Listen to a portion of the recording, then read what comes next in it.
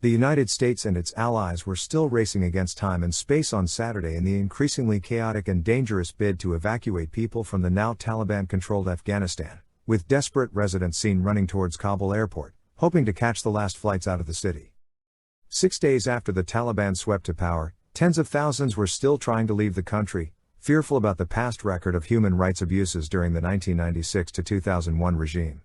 Some are hoping for new lives abroad. However, nearby Turkey's President Recep Tayyip Erdogan said on Saturday that his country would not be able to cope with an additional burden of migrants arriving from Afghanistan. Turkey, which has several hundred troops in Afghanistan, is involved in securing Kabul airport with the United States. Turkey, which already has 5 million refugees, cannot take an additional burden of migrants, he said during a telephone call with German Chancellor Angela Merkel, adding that a new wave of migrants is inevitable if measures are not taken in Afghanistan and Iran. Erdogan had made similar comments to Greek Prime Minister Kyriakos Mitsotakis on Friday. In another phone call with his Russian counterpart Vladimir Putin, Erdogan called on maintaining dialogue with the Taliban and taking a gradual approach to relations with Afghanistan's new rulers.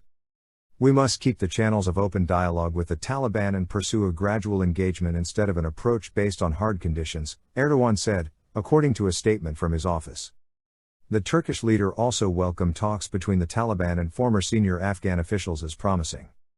Just days ago, senior Taliban officials met with former Afghan President Hamid Karzai and former Chief Executive Abdullah Abdullah. The Taliban has vowed a positively different new government from their brutal ruling 2 decades ago, pledging efforts to ensure the safety of the Afghan people.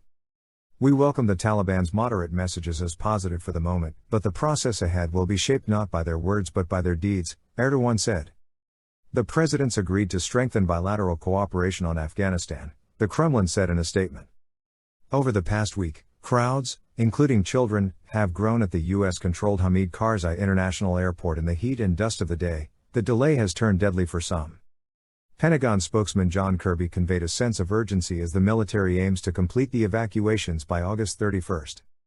We know that we're fighting against both time and space, he said. For European Union Foreign Policy Chief Josep Borrell, it's a losing battle. They want to evacuate 60,000 people between now and the end of this month.